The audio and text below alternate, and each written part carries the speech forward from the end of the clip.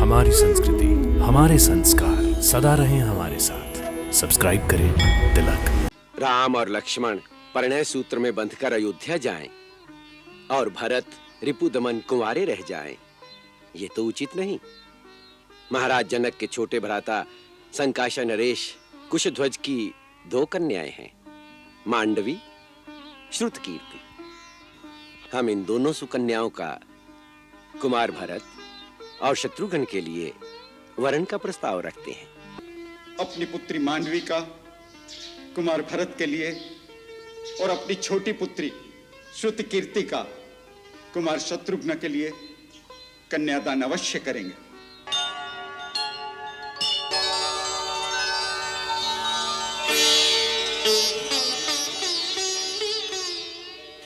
मैं मिथिला के महाराज जनक का दूत देवव्रत, अयोध्या के महाराज दशरथ तथा पूज्यवर महर्षि वशिष्ठ के चरणों में सादर प्रणाम करता हूँ। अयोध्या में आपका स्वागत है श्रीमान देवव्रत। धन्यवाद। मैं महाराज की सेवा में मिथिला से शुभ संदेश लेकर आया हूँ।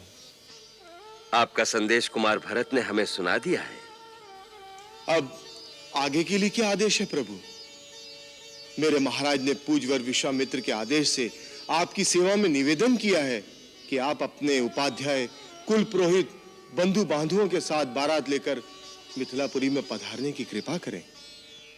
इस संबंध में गुरुदेव अपना निर्णय प्रदान करें, उसी के अनुसार कार्य किया जाए।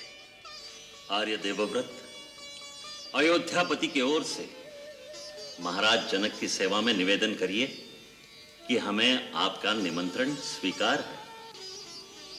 हम शीघ्र ही शुभ मुहूर्त में बारात लेकर जनकपुरी पहुंचेंगे और हमारी ओर से मिथिला नरेश से कहिए, मिथिला और अयोध्या का यह संबंध बड़ा ही शुभ है।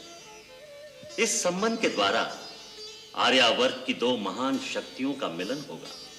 पूज्यवर महामुने, मैं अपने महाराज जनक की ओर से इस आशीर्वाद के लिए आपका धन्यवाद करता हूं।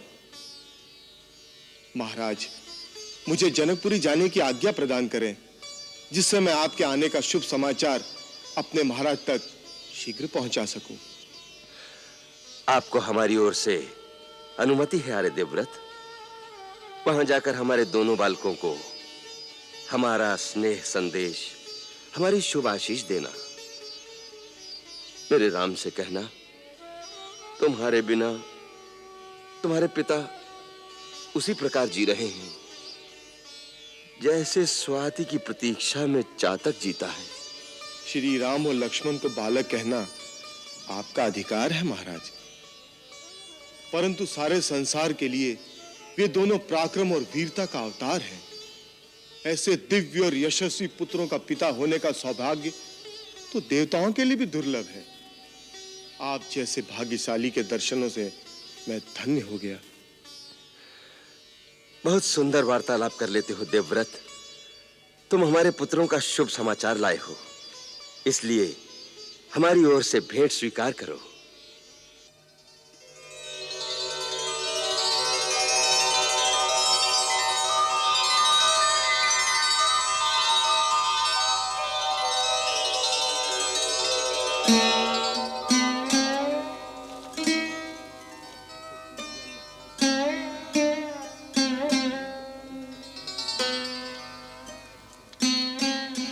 आप जैसे कीर्तिवान महाराज का उपहार पाना मेरे जीवन का परम सौभाग्य है। परंतु महाराज, ये हमारी बेटी की ससुराल है। यहां से कुछ लेना नीति और परंपरा के विरुद्ध है। महाराज, मुझे क्षमा करने की कृपा करें। धन्य हो, धन्य हो। महात्मा जनक के राजदूत में ही ऐसे संस्कार हो सकते हैं। राजन, आर्य देवव्रत की प्रतिक्रिया उचित है। महाराज, हमें आज्ञा दें।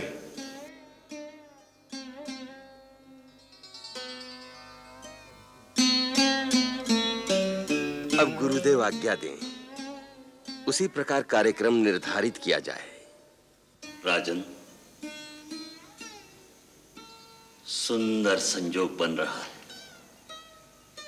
राम की बारात प्रस्थान के लिए परसों सूर्य उदय की 3 घड़ी बाद मध्याह्न प्रारंभ होते ही शुभ मुहूर्त बनता है।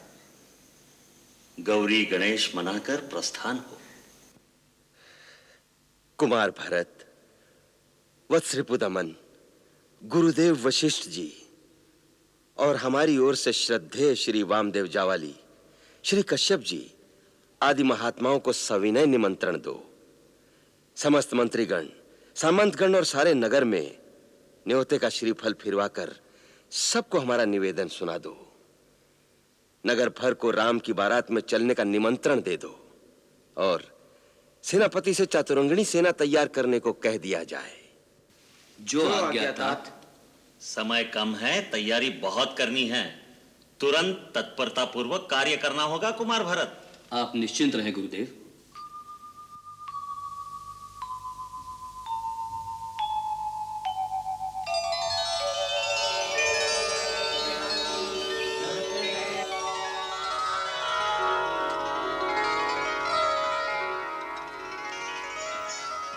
अवध नरेश, मिथिला आपका स्वागत करती है।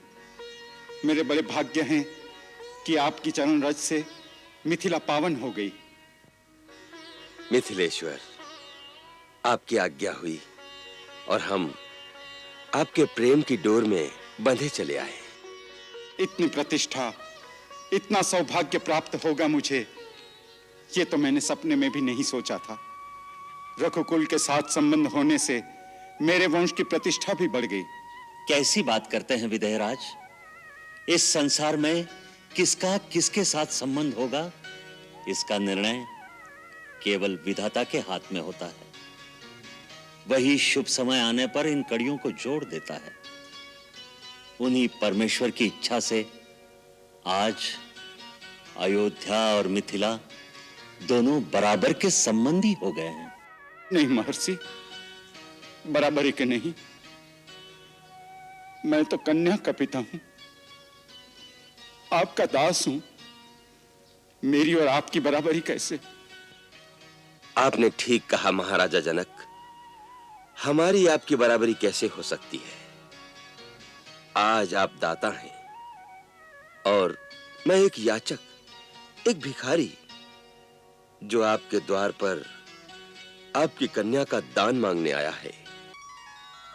देने वाला दाता तो सदा ही महान होता है। शास्त्र भी कहता है, प्रतिग्रहो दातृवश। लेने वाला दाता के अधीन होता है। इसलिए आप जो आज्ञा करेंगे वो हमें शिरोधार्य होगी। आप कितने उदार हैं महाराज दशरथ। अपने स्नेह के बंधन में आपने विदेह को भी बांध लिया। आपके साथ देवता तुल्य वशिष्ठ, वामदेव जी ऐसी महान विभूतियों के स्वागत के अभिमान से मेरा मस्तक भी ऊंचा हो गया। विदेही राज, मेरा विचार है कि महाराज दशरथ, महर्षि वशिष्ठ और बारात में आए हुए अतिथियों को यात्रा की थकान मिटाने के लिए विश्राम करने दें। प्रातः शुभ मुहूर्त में आप दोनों संबंधी गुरुजन के साथ बैठकर श्री राम और राजकुमारी सीता के विवाह की चर्चा करें तो उचित होगा। भरत भैया, पुष्प वाटिका से आने के बाद जो राम भैया की दशा मैंने देखी। क्या देखी? रात भर चांद को देखकर ठंडी सांसें लेते रहे। अच्छा? हाँ, जब भैया को मैंने इतना विचलित देखा तो पूछा तो कहने लगे, लक्ष्मण, जैसे किसी ने मेरे मन के शांत सरोवर में कंकरी फेंक दी हो, जिसमें प्रेम की लहरें हिलोरे ले रही है। हर लहर में सीता की छवि। चांद को देखता हूं तो सीता।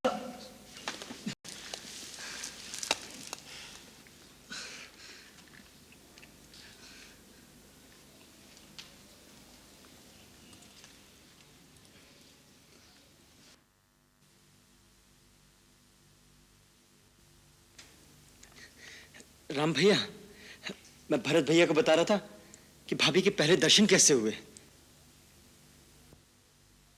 भैया, गुरु आश्रम में प्रेम शास्त्र तो नहीं पढ़ाया जाता, फिर आपने ये प्रेम की शिक्षा कहाँ से पाई?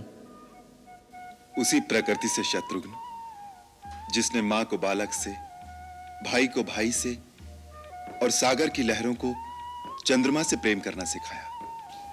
संसार में पिता, पुत्र या भाई का नाता जैसे मनुष्य के बनाने से नहीं बनता, वो पहले से ही निर्धारित होता है। उसी प्रकार जीवन में किसे तुम्हारी पत्नी बनना है और कब कहां उससे भेंट होनी है, यह भी विधाता पहले से ही निश्चित कर देते हैं। इसलिए मनुष्य को चाहिए कि जब उससे भेंट हो तो अपना संपूर्ण विश्वास, संपूर्ण प्रेम उसे सौंप दे, जिससे उसके पश्चात जीवन में किसी दूसरी ओर ध्यान ही न जाए। पूज्य महर्षि वशिष्ठ, ब्रह्मर्षि विश्वामित्र,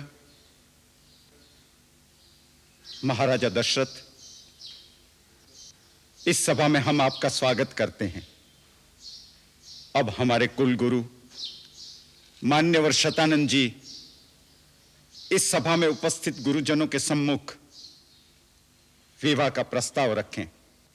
महाराज जनक की प्रतिज्ञा के अनुसार शिव धनुष के भंग होते ही राजकुमारी सीता का श्री राम से विवाह हो गया मानना चाहिए, जिससे आर्यवर्त के दो महान कुलों का नाता जुड़ गया है। फिर भी धर्म और लोकाचार की रीति के अनुसार महाराज जनक आप सबकी उपस्थिति में अपनी पुत्री सीता का विधि पूर्वक और धर्म पूर्वक कन्यादान करना चाहते हैं। इसके लिए महाराज जनक आपकी आज्ञा चाहते हैं। यही बात आपके पुत्र श्री राम ने भी कही है कि पिता की आज्ञा मिलने पर ही सीता का पाणी ग्रहण करूंगा। अब आप उसके लिए आज्ञा प्रदान करें तो लग्न पत्रिका शोधी जाए। पूज्यवर शतानंद जी, आपके वचनों से हम कृतार्थ हुए। जो प्रस्ताव आपने प्रस्तुत किया है वो हमारे लिए गौरव की बात है। इस शिष्टा के लिए हम महाराज जनक का भी अभिनंदन करते हैं। हमें अपने पुत्र राम पर भी बहुत गर्व है, परंतु महाराज जनक जानते ही होंगे कि इक्ष्वाकु कुल के देवता ये महर्षि वशिष्ठ हैं। हम गुरुदेव से प्रार्थना करते हैं हमारा मार्गदर्शन करें। महाराज जनक, विवाह व्यक्तिगत कार्य नहीं है, यह एक सामाजिक संस्कार है। केवल एक स्त्री और एक पुरुष के गठबंधन को ही विवाह नहीं कह सकते, क्योंकि उन दोनों व्यक्तियों के साथ उनका समाज, उनका कुल, उनका धर्म जुड़ा होता है।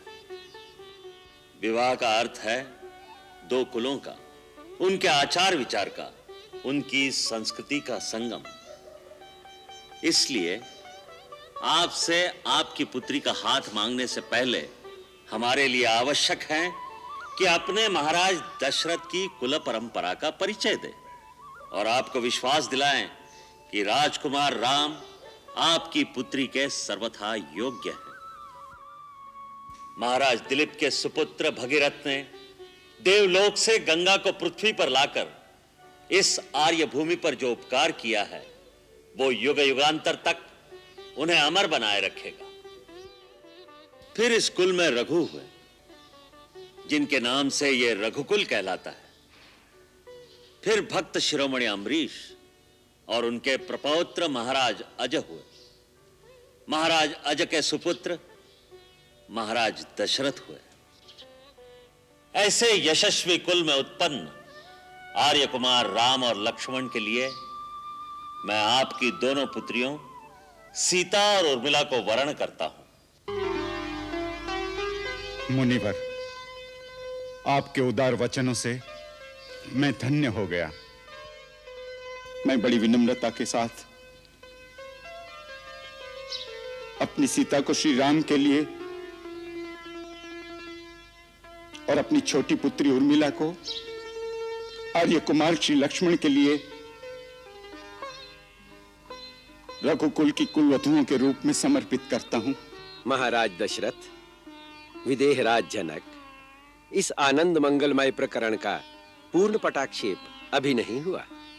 यदि महर्षि वशिष्ठ सम्मति दें तो हम भी अपने मन के उद्गार प्रकट करें। आज्ञा दे ब्रह्मर्षि। राम और लक्ष्मण परिणय सूत्र में बंधकर अयोध्या जाएं और भरत रिपुदमन कुंवारे रह जाएं, ये तो उचित नहीं। महाराज जनक के छोटे भ्राता संकाशा नरेश कुशध्वज की 2 कन्याएं हैं, मांडवी, श्रुतकीर्ति। हम इन दोनों सुकन्याओं का कुमार भरत और शत्रुघ्न के लिए वरण का प्रस्ताव रखते हैं। इस प्रस्ताव का अनुमोदन मैं किन शब्दों में करूं? मुनिराज, आपके इस प्रस्ताव से सारा निमिवंश धन्य हो गया। कुशध्वज अपनी पुत्री मांडवी का कुमार भरत के लिए और अपनी छोटी पुत्री श्रुतकीर्ति का कुमार शत्रुघ्न के लिए कन्यादान अवश्य करेंगे। फिर इस शुभ कार्य में विलंब क्यों? शतानंद जी, चारों राजकुमार एक ही दिन दूल्हा बने और चारों राजकुमारियों का कन्यादान एक ही दिन में हो, ऐसा शुभ लगन निकालिए। 2 दिन बाद उत्तरा फाल्गुनी नक्षत्र है। उस दिन चारों विवाह संपन्न करने के लिए अति उत्तम लग्न है। अयोध्यापति दशरथ, अब आप चारों राजकुमारों के मंगल के लिए उनसे गोदान कराइए। नांदीमुख श्राद्ध कार्य संपन्न कीजिए, तत्पश्चात विवाह का शुभ कार्य आरंभ कीजिए। जो आज्ञा गुरुदेव। सुनो सुनो सुनो, मांडवी जीजी, उर्मिला, श्रुतिकीर्ति, सुनो सुनो, अरे तुम भी सब सुनो। सुना ना, क्या सुना रही है? ऐसी क्या खबर लाई हो सुनंदा? सब कुशल और मंगल है यहाँ पर। और आगे समाचार ये है कि जनकपुरी और संकाश्य नगरी एक ही दिन और एक ही साथ साथ सुनी सुनी हो जाएंगी। रामचंद्र जी ने एक धनुष भंग किया और सीता जी को वर लिया, किंतु अब तो मांडवी भरतलाल की जय। उर्मिला लखनलाल की जय। श्रुतिकीर्ति शत्रुघ्न कुमार की जय। क्या तुम समझी नहीं जीजी? महाराज दशरथ और महाराज जनक ने मिलकर चारों भाइयों का तुम चारों बहनों के साथ एक ही दिन एक ही साथ विवाह करने का निश्चय कर लिया है। हाँ हाँ, विवाह करने का निश्चय कर लिया